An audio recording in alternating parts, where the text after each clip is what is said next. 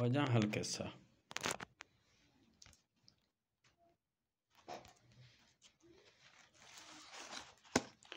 دوشی برای ما کجا رسیده ہیں؟ همیشه وجه هالقصة امیر ارسلان قصه. هر قصه واش قصه. نی الله شما را خیر بده. امیر ارسلان همیشه الماس خان که کشت و درو حیران میتند پادشاه خدیون تو چون کاری کو پرچه چی کو تو نه نیگوڑا خواجه نومان گو هرچی که مبیتن که بیتا تو لوٹه جنگا چی منتر چه کنو اگر ما تو 30,000 سپاه ماره بده 30,000 سپاه ما امیر ارسلان از اینو روم به طرف روم یعنی آنی دیما روم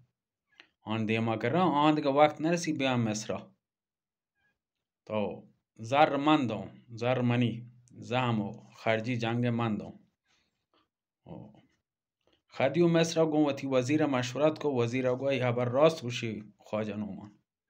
اگر تو آیه آمده ای زرنا هر کسا بدن تی آیه لشکر ده وڑا بهتر همشه تو ده وجنامی تایگی اگر ارسلان او ده برنده بی دیگه ملک روم هم تایگی تی زیر نظره بیتن شما یک کادگر دوست بی این بهترین کار این که توی بکنه وڑا پادشاه حکم ده شهر لشکر جمع آوری کنه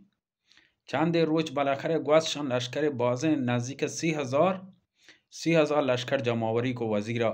مصر جمع آوری کو تی 30,000 لشکر امیر ارسلان دا و کیا هم خواجه نومان درستان سلاح زهم بهترین اسپر جنگیز درو سلاح خرچ بگر بدار درو چیزی جمع آوری کو زور تو شهرها چه دانشان درستان خیمه جد خیمه جد چه مثلا وشی خطری که هستن تی سرا چه گوڑا دیر بی ما سمکن روین گوڑا طرف روم حرکت کنیم ارسلان که ای پت حقیقی که هسته وقتی که چی کد معلومی بید خواجه نومان گو پادشاه همده مند ارسلان درت شو وتی لوگا شد وتی ماتی نیب جد حکلی کو شو چون چیزی بیده تو من حال نداتا ملکه اولا قبول نکو آخر با ناچار چارتی دیگر راهنه درو چیزا زان حقیقت معلوم بیتا گوڑا همه ٹیما شتو گوند بیتا که من نلوڑتا ترا آسیب گزندی چیز برسی یک کار من کتا نی هما بازو بنده که ملک شاها پا ملکه داتا بیتا ملکه هما بازو بند گه امیر ارسلان دا و ارسلان نی گوڑا همیشن چو ماتا چی کتو آت همراه خواجه نومان گو 30,000 سپایا به طرف یعنی پرنگ نه به طرف روم حرکت کو پا جنگا بنا ہوتی پته بیرا بگیری روما پدا بگیریتے روما نه چه اشکنگا امیر ارسلان که در راه اشکنگا همه روستاهان دهاتان امیر ارسلان نام اشکت که ملکشاه چوکیں با پته خون برگ خونا لوٹی بگیری روگیں پا ملک گرگا بازیں 20,000 نفر چمه دهات و روستان چی جمع بیتن درستان وجه تو گردن و چه کتو امیر ارسلان که رات کن که ماه لشکر تو کا هور میں شاہ هر روستای شهر یا چه هم خواجه نومان پرشانی واسطه هم